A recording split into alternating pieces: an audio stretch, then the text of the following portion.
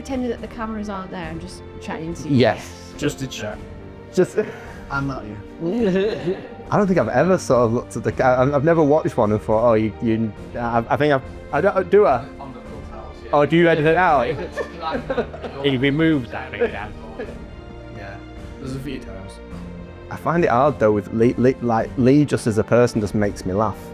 Like with some of the stuff he says. So if he's saying something, sometimes I find it easier not to look in his direction. Laughing the camera. Because so I'm not looking at the camera, I'm just looking at anywhere else. So I don't have, he's just an entertaining guy.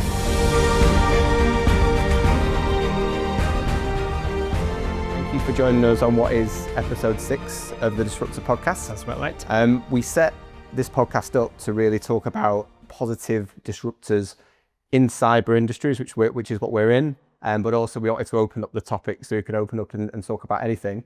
I think we're on episode 6 now, and we've had 4 people that are not in cyber and 2 people that are. So I didn't think it would go that way that quickly. But I think for me, it's just really wanting to find individuals and organisations that we feel are making a positive impact on the world. And I think there's no doubt that the organisation you're working for in Cracking Good Food have done that. It's quite nice as well for me that I can actually talk as someone who's experienced that and been at one of the days. I'm sure we'll talk about that as the sort of as the podcast goes on. But first of all, if you could just give us a bit of instruction into yourself and into Cracking Good Food. Yep, so I'm Kate, and I'm 25, I'm from Bolton. You've been working in marketing for 5 years now. And experience in the engineering industry, civil engineering. And I started out marketing for myself, and now I've done such a good job at that other people are starting to ask for me to market for them.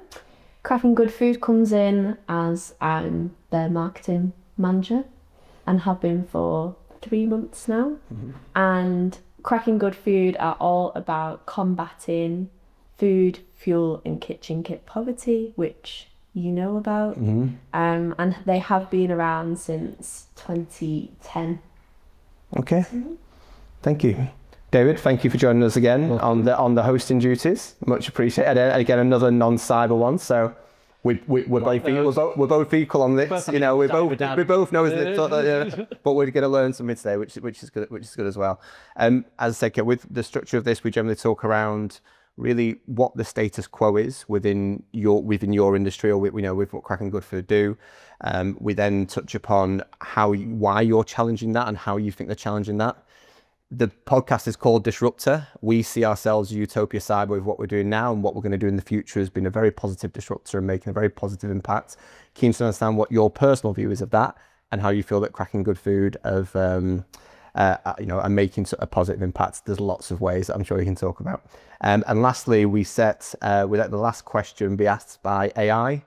We asked ChatGPT, other AI tools are available. When we get to the point of the question later, I will talk about a personal ChatGPT experience that I had over last week, which was very entertaining. But anyway, we'll start off by, it'd be useful to understand in regards to the status quo for what the challenge is, I guess, effectively, and why Cracking Good Food was created to address that challenge. So there's many different challenges. I mean, one being food waste, as well as discrepancies around knowledge around food and people being able to cook for themselves. Something that we find a lot of the time through, we work with some food banks where people who don't have much will go to the food banks to get, tins of things.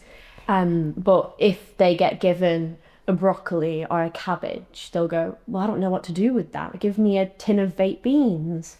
So there's always been a big piece there around people understanding how to cook food in a healthy way that is nutritious, in a way that doesn't use much fuel, and a way that doesn't break the bank. So we're breaking through that status quo of that healthy food can be affordable, sustainable and healthy. And then obviously, food waste, in that we don't have a food, there is enough food everywhere for everyone, and Cracking Good Food is all about that everybody deserves good food. And it's just a bit of a distribution issue rather than a lack of food issue. We do have enough, it's just not going to the right people. How many people are you supporting at the moment? Ooh, I probably can't say how many specifically at the moment. Yeah. I think we've worked with something like 29,000 people That's a big number. affected. Yeah. It's quite, so in my previous role, I was in London every week. Whereas now with what we're doing with Utopia, I go to pretty much either to Manchester or go to my local office. Our food bank is on the way. And when I first started, it was every day it'd be a row of 6 or 7 people deep. Now it looks like a very long bus queue. Like it is literally 25 to 30 people. And we live in Rawtenstall. It's like not the biggest sort of a town. It's clearly an increasing problem. It seems to become an increasing problem since the pandemic. I don't know, that's when I didn't really know the term food bank, if I'm being honest, before then, and seeing how great a problem is. How much is this a sort of a problem that's just getting worse and worse and worse? Well, I think you've answered your own question, that it is just a problem that's getting worse and worse and worse. I'm not someone who works on the front line, so I can't say that we've seen it grow by this much. Sure. But it is that it just seems to be getting worse, and yeah, can't really talk about it in an in-depth way, but it is something that we're seeing, and it is getting worse. For example, with our kitchen kit distribution that's happening on the 16th, the amount of companies that will come for utensils and kitchen kit, they run food banks. They need more and more stuff because they're just seeing a greater need. Cool. I think it's probably worth touching upon how you and I met one another. And so when I think when we first started Utopia, and one of the first things we did was a charitable donation for Spring Hill Hospice, it became quite clear that we wanted to engage with charities and good causes, because you're not a registered charity, are you? But the work that you do is definitely along that route, so it definitely fits in that good causes category. But we had a conversation that was really about us just working with you, for one of the future events that we did, working with Cracking Good Food. That then sort of, I talked about how I really enjoy cooking. And previously, when I first moved here in Bury, which is kind of the next town along, there was a homeless shelter that you could go and do cooking for every Tuesday. And 30 people would come in and you'd cook for them and sit and talk or whatever.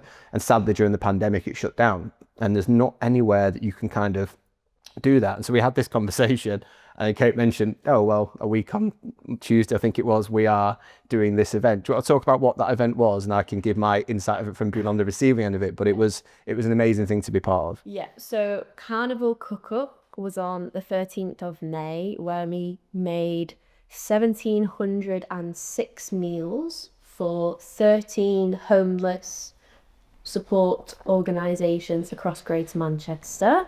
It was the first event where we had so many people. So there was 90 volunteers there from different organisations across Greater Manchester, Swarland, Patachi, Dunster's Farm, Microsoft. And yeah, so we'd done previous smaller ones with construction companies where they'd come and just made like 500 meals or 200 meals. And this time we decided the aim was 1,500, and we surpassed that and made 1,700. And it was just like a big festival, wasn't it? It's quite hard to describe, but it's at Manchester's Freight Island. Yeah. Lots of different people there. We had a compere, DJ, there's the disco ball. I was trying to put a hat on you, a different carnival. I mean, I was dressed similarly. I'll touch upon that in a second. Yeah, definitely. Got you all shopping. There was a raffle, so we had Manchester City tickets that were available in part of the raffle. I mean, we were really glazed past. Yeah, that I didn't want them. And then drinks vouchers for Freight Island, and it was trying to make it more of a carnival-y festival type of day. That then at the end at 4:00, homeless organisations came and collected those meals. Yeah, so you got to see it from start to finish.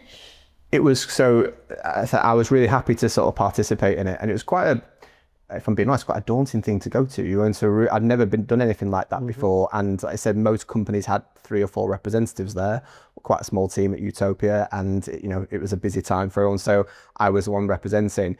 But it was just really quite an inspiring day to be part of. I also realised that I don't know how to chop certain vegetables, like carrots, no problem. That's it. Give me the carrots, I'm fine. But certain things, parsnips, I start a very, very difficult relationship with now from a chopping perspective. So I just couldn't get it right.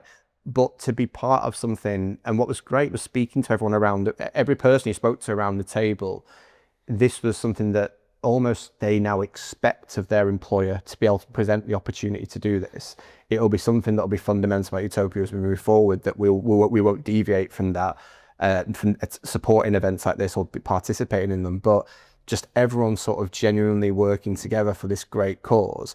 And then at the end, just seeing the volume of what had been produced.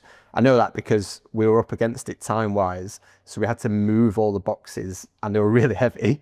You had to go down some stairs. I'm like, wow, we've shifted quite a lot. And then you see them all stacked up, and you see the different homeless charities come and collect. And it was quite an inspiring thing to be part of. Really, it was an amazing day. I spoke to the guys quite a lot about it, and why we'll be more than happy to support Cracking Good Food moving forward. So in regards to, we know what the problem is. We've talked about that already.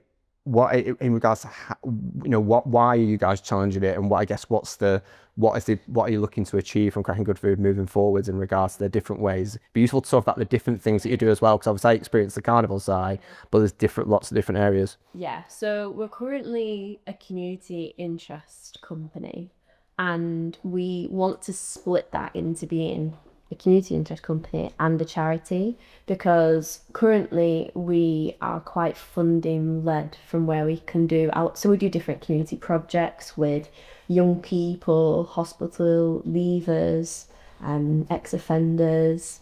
And so in order to fund what we do, we either get grants or we have unrestricted funding, which we create ourselves through events like Carnival Cooking. So the CIC is mainly ran through the catering that we do. A lot of the money that we make is through catering, which we do. I think we've just catered for 250 people, which I think is our maximum that we've catered for so far. So we do that, and then obviously the events like Carnival Cook-Up. We've got Festive Cook-Up coming on the 8th of December, which will be largely similar but bigger and better. Christmas themed? Is that the festive link? Festive. All right, okay, that's fine. Just to be Still turkey, right? That was the thing. There was no meat. It was all vegetable. It was all vegetable. That's every single table. We did six different dishes on 6 tables, and they were all. Ours was a veggie chili, which I tried. Was really, really nice. But there's a couple other dishes that are really lovely, because I think it's a challenge of the freshness. It stays fresh for longer. Yeah, absolutely. And that was it. But no, so yeah. Next time you come down, you'll be able to eat everything and enjoy everything. Yeah. So obviously we have Festive Cook-Up now on the 8th of December. So we can dress how we want, and we might even do even more meals. We'll see. Yeah, and then obviously, so we do community projects. So we work with hospital leavers. We just worked with Bolton Lads and Girls Club in getting 7 of their young people trained up in their level 2 food safety. So we worked with Bolton Lads and Girls Club, and now those young people have got that qualification. They then went away with a slow cooker, toaster, kettle, big pack of things that they can then go on to work with our hospitality partners. So we've got, I think it was 5 hospitality partners for them to then get interviews, then get jobs and employment in the food industry. So we've got a nice little 360 there, and then we've now got funding to do that same community project for Trafford and Stockport, and then we'll actually think we're going to be doing one in there.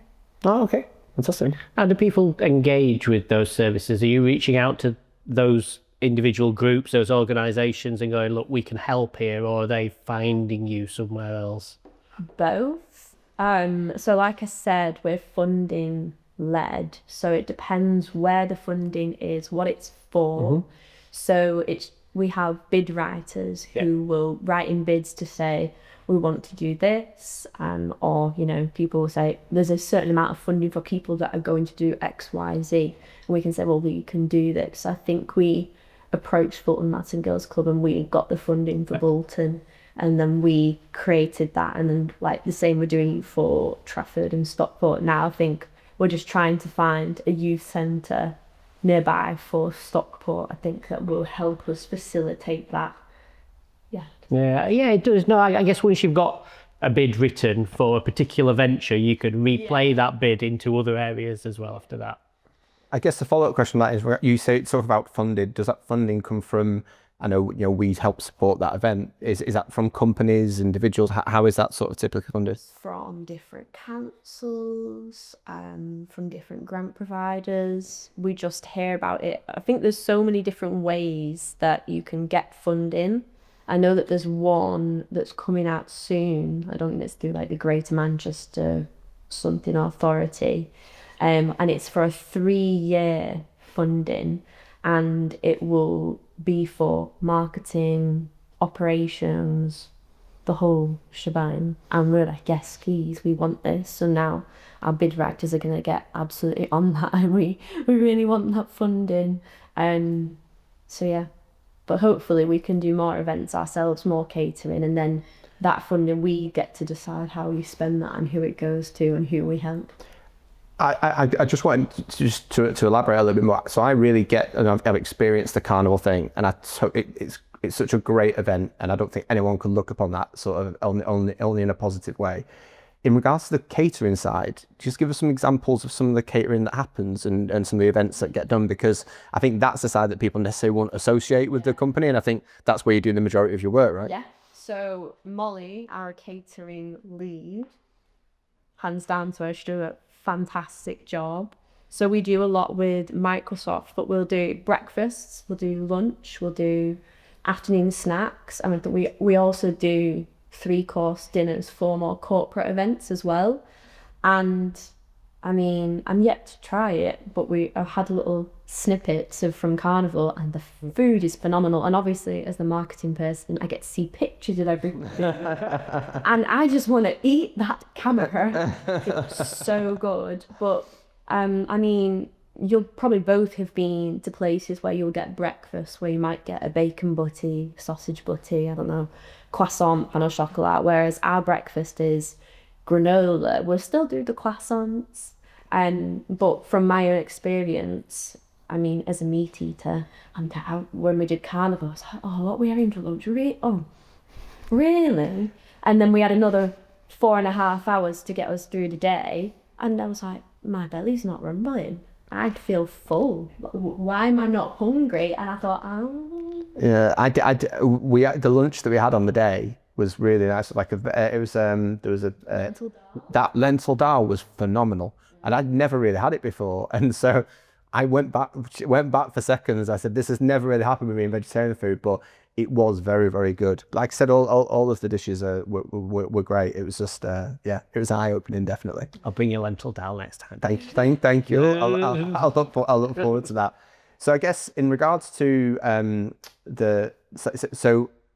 are you generally looking for organisations that would normally go and get a catering firm to come in and do this work, but with yourself, there's just such a big ethical message of doing it? So is that the difference really, is in regards to that's what you guys bring to the table? Yeah.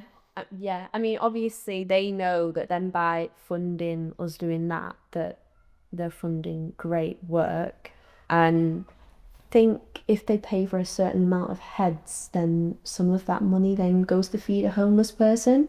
We also do a cookery school where we teach people to cook, and through every ticket sold for that, it feeds a homeless person. I'm pretty sure that they can pay an extra, the catering people can pay an extra, I think it's £4.50, and then that will then go to feed a homeless person. But obviously it's all plant-based. I don't think we always keep the catering to being plant-based. We do sometimes branch out. We do a really nice smoked salmon cream cheese bagel for breakfast. Now we're talking. So we do little bits of that, and then in 3-course dinner, I'm sure I've seen pictures of cod and rice, like pea jus reduction that they've done. So yeah. I want to go a little bit back to the food waste element of, in a sense of, so from it has always bothered me in a sense of like not necessarily restaurants, but your Pretz of this world, and seeing how much sort of waste exists, supermarkets and so forth. Is that improved in a way in regards to getting access to that food waste, or is that still continues to be a problem? I think it still continues to be a problem because I think even though we have partnered with, we partnered with Fair Share for Carnival, so we've saved 1.5 tons of food from going to waste. So we recycled all that food and then we got to eat it, which was great. And I think there's more to be done. There's always more to be done. And I think it has to be that supermarkets have to then accept, we might have a problem here, and sometimes they don't want to be the face and say, we're wasting this food. And like you said with Pret, I mean, like Starbucks and Costa, there's an issue with use-by dates that as soon as things go past it, they don't want to use it. And there's probably a big distribution issue of, after that's then gone off, can companies like us then get that food? And but there definitely needs to be done to help reduce the food waste. I don't think it goes without saying that if we're talking about being a disruptor and doing something positive, there's no question that yourselves and Cracking Good Food are doing that. Thinking about I use Pret as an example just because you do see it more in London. In London, you really feel the homelessness, and it's so the volume is just so much more. Every time you go to a Pret or a Tesco Express, whatever, there's 2 or 3 people sat outside it. And I use Pret as an example because I will always say, I'll go and get you something. And I remember going there, I was just about to check into a hotel and it was late in the day, Pret was just closing. And there was still loads of stuff that I know they're not going to sell the next day. And you're thinking, well, I'm buying this to give that to you outside, that person outside. Surely there's a way of, it just seems crazy that literally within feet there is dozens of homeless people, and I don't know if there's anything being done with that food that might just go to waste. It's crazy. So but I said in London you see it so much more as being an issue because the volume of people is so much greater. So yeah, I think I've got personal experience with that, and I can see the frustration. Is there just no sort of process that can exist? I know there's certain things, there's certain apps that you can but that when I worked in the centre of Manchester, I used to use that and just give it to. I used to be like in spinning fields in Manchester. There was Greggs there. They always had something bags of it, and you can just give it away. But it just feels like that's me having to go out and decide to make that decision to do it. Is there just not more process in place to help organisations like yourself get access to that? I'd like to think that it needs to happen, because I think when you think about all the small companies like Cracking Good Food, we are a small company, ran off volunteers, me working part-time. There's so many food banks, little charities around everywhere, that in order for us to then talk to the supermarkets to find out what they want and then allergies in place, yes, we do need some sort of process. We need partnerships. We need a lot more to be done, and it's just working with the smaller then charities and communicating that and getting them to work together, because it needs to be really from the supermarkets to then work with the charities rather than the charities to work with the supermarkets, because they're the big players that are causing the issue, and it's the charities that are on the ground feeding people day to day, doing the hard graft that it shouldn't necessarily come from us. We're the ones that are, trying our best. But I think it needs to be a big two-way situation. But I think really the power is in their hands. The last guest that we had on was Richard Dixon, who was from a company called Play It Green, so it's about sustainability. And he talked about how, there's a shift of organisations and their ESG targets having to work with ethical. And we realised we have a conversation with David. So David has provided bids that I've responded to in previous roles where those ESG questions are asked, and David was quite honest and said that no, you're never going to make a decision to go with someone purely because of that, but it's an influence. But I just think from a brand perspective and how ESG and ethically focused probably your generation as opposed to mine or David's, that I think that it's for brand identity and being someone that's supporting that, they could very much profit from it. I think if I'm thinking which supermarket do I go to, or which Pret or version, or sandwich shop do I go to, and knowing one supports that and one doesn't, I'd probably walk 200 meters more to go to that one to support it. Was that a fair?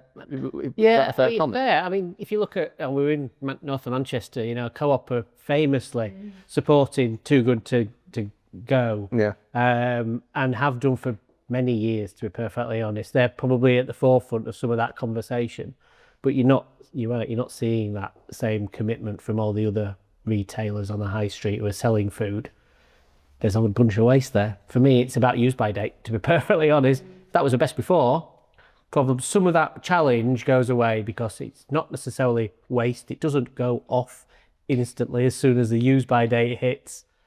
I think there's ways that the industry, the food industry particularly, can help themselves support other organisations. Definitely. It's twofold there because it starts with education in schools about use by date. Food A level has been taken away.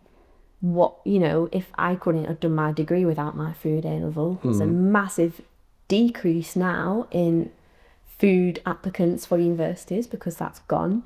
And the education around use by dates, I've lived with so many people that have not touched a tomato because it's past its use by date, thrown them out, and I've gone searching through the bin and gone, what? Until it's too squishy, it's got mould on it, it's fine. But then again, with the supermarkets, they're the ones that are installing the use by date. They're saying, oh, the customer won't eat this apple or they won't eat this strawberry. Well, you've already made that decision For them. Aldi are now doing wonky veg, which, is cheaper. We're going to decide to use that. But the use by date, they're creating that. There's a big legislation around, are they going to change it to best before? Yeah, it's just, it's don't get me started. Happy to get stats, it's fine. So the podcast is called Disruptor, and we ask this question to everybody in regards to what we see ourselves as a positive disruptor in what we're doing. We know we're wanting to make the cybersecurity industry in the UK easier, less noise, try and make it easier to access the services and products that you need. That's what we're trying to achieve. But in doing that, we've made this commitment of 25% of everything that comes in will go to charity and good causes. There's more to come later in the year in regards to the stuff we're doing that, which is even more exciting. When you hit the term positive disruptor, what does that mean for you as a person or an organisation? It can be either. Well, I'd like to think that Cracking Good Food are doing that in everything that we're doing. And I think we're so small that we just need more people to know about us so that we can fully shake up the market. And like I said, I think it's a part of the supermarkets to get on board in order to shake it up. But like you said with ESG and sustainability and environmental goals that companies need to commit to, if only we can show them more of what, you might not get work within the next 5 to 10 years because you haven't met these goals. So let us help you meet these goals. And then, like you say, then people will choose them to work with in future for their bids. It's quite interesting that there's not a shortage of resource in regards to those food going to waste. No. There's not a shortage of people that need it. It's just fixing and that process in the middle. And I think, the way I look upon it was you're highlighting the problem at both ends and you're trying to create a process and a company. And I think that it is great. I think you shouldn't just be a charity because there is a good business to be made out of doing this. And I think actually probably being a business will help you to disrupt it more than just being a charity. But I think it's hard because you're attacking the challenge, but in some ways, as you attack it, the challenge is getting bigger and bigger and bigger all the time. That must be the sort of the frightening thing, I guess, in that way. Yeah, and it's frustrating. That's when funding is only limited to this much and you have to do these goals and everyone's working so hard, but we're so restricted by funding, time, people, and there's only so much you can do before, you know, you burn yourself out. And yeah, it's such a shame, but I think, you know, the more I do my job as the marketing manager, the more word is out there, the more Daniel cleans that we meet, the more events we do, the more press we do, the more people that become aware of us. We've already got an interview, and we've already had Andy Burnham at Carnival Cooking. So he does so much to help the homelessness around Manchester, and you know, we're trying to do more and more. It's just connecting all the charities together and all the organisations together, and just hopefully we'll all rise up. Mm-hmm. I do smile because I was at the event and Andy came over and chatted, and I did point out that he didn't chop anything. All the chopping had been done by the time he got there, but it was. Occasionally, you can find an ally for Utopia. It was good. No, he wasn't. He had a picture with us. It wasn't confrontational. I just sort of jokingly said that all the chopping had been done. But no, it was good to have him there, and I think it was nice that he made the effort to come down, and he spent a good time meeting with everyone and talking with everybody. He just didn't show his face and leave. It was really good. But I said that it was nearly 1,800 meals from food that would otherwise have gone to waste. And I think that's the thing for me about when talking about Utopia is when we deliver what I hope we will do and moving forward, it's more the fact that I know that money wouldn't have gone to charities had we not. It's not like we're re-diverting funds that are already doing there. And I think that's the great thing. You know, you came out of that day, and I walked away with the people that were on our table, and like going to do.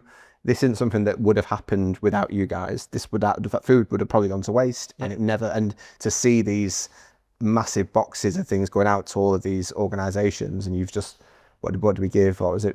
5 hours of our day, 2.5 hours in the morning. And it was a brilliant sort of investment of time.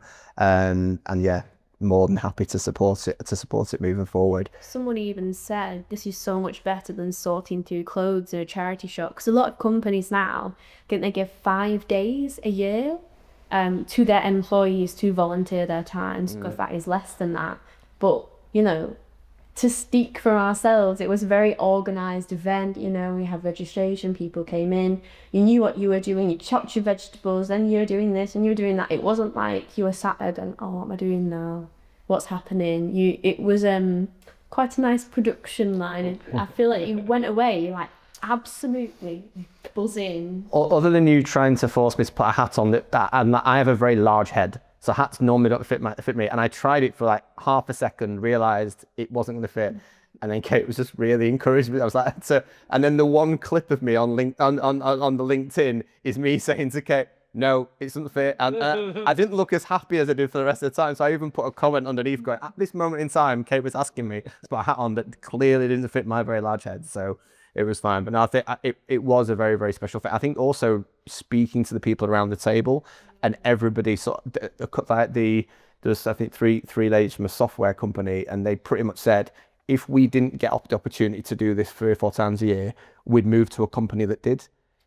I go back to my 20s. I don't think anybody that I know would have said that. And I know people that support charity, but it just wasn't that important. Whereas I think now it's really important that your company are supporting this. And that's why it sort of disappoints me, organisations that the big food companies, the supermarkets, the providers aren't thinking, well, why can't we use this to enhance our brand? Because people, especially from your generation, will make their purchasing decisions moving forward, thinking different criteria to David's or my generation. That's the thing. So yeah, cool. So the last question from ChatGPT is quite interesting, considering what we've just been talking about. It's saying the questions around cracking good food, do some excellent work. But how challenging is it to build a business where you actually are trying to make a profit and you're dealing with organisations that are making huge profits, but they're consciously willing to let that food go to waste? How challenging is that? And is that the biggest challenge that you guys have? That wasn't what ChatGPT said. I just added that. Is that probably the biggest challenge? Well, bigger companies letting their food go to waste. Is that the biggest challenge? I think the biggest challenge is coming up against it in time restraints, money restraints, and just feeling that restriction. I just wish that we had more time, more people, more awareness, so that the outreach was bigger. And it is hard seeing bigger companies make more profit and throwing things away. Yeah, I'm not sure about biggest challenge. I think the challenge is just getting the word out there and doing more of what we're doing, and just hopefully growing Cracking Good Food, making it even bigger and better, because the more we do, the more awareness. It's definitely, I mean, like I said, that problem isn't ever going to go away. No. So to build, to grow and make Cracking, there is a sustainable business there without question, because both those challenges aren't ever going to go away and there's more opportunity. I'd say, so probably the last thing that I'll kind of wrap up on is, we obviously have supported this and will continue to do so. What message would you put to businesses around the area in regards to what help can they give, and how do they get involved? Because I think that's the way I think this will grow, more corporate sponsored. How do they get involved? What are the different ways? And what would you sort of say to them as a direct message, if you could? So, I mean, our website is crackinggoodfood.org, so you can see everything that we're doing on there. We have our kitchen kit distribution, which is on the 16th of July. And in previous years, we've had companies donate £100 for us to pay for a microwave, kettle, toaster, that to then go out to families who need it and food banks who need it. And more, we need more of that. So this year I don't think we've had any. And how else can people get involved? Join our newsletter on our website. We are having a cookery school, I think it's on the 10th of October.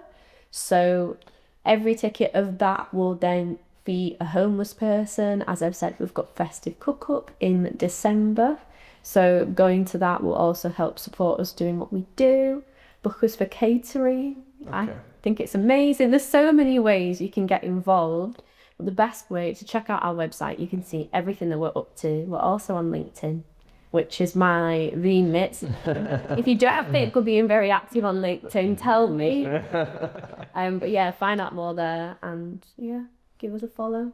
Fantastic. I think for me, doing this podcast, whatever, is, you know, it's the same with the last guest we had, and exactly the same with you, Kate. It's nice on a personal level. I've kind of seen a little bit of it, and definitely I'm keen to see more. The food bank issue isn't going away, and I think you're fantastic. Everything that you know, yourself and, you know, Tracy, who I spoke to at the organisation as well, your intentions of everything you wanting to do is from such a good place, and so it's fantastic. Thank you for coming and talking to us today, and being part of the latest edition of the podcast. It's really, really appreciated. We also have a permanent base now. Okay. It's on site, right, 422 Stockport Road, where we're hopefully going to have a cafe and a drop-in for kitchen kit for people to have to constantly come and pick up kitchen kit, and people to donate it as well. So we'll now, hopefully, fingers crossed, by the time this airs, we'll officially have that bit in place. So if you ever want to see a friendly Cracking Good Food face, we'll also be there. Well, when we donate further to Cracking Good Food, as we do, we'll send our team down there to come and see it and see all the great work you're doing. So yeah, we'll look forward to that. But thank you for joining us today. We've really, really appreciated it. And yeah, thank you for joining us on the podcast. Thank you. Cheers. Thank you.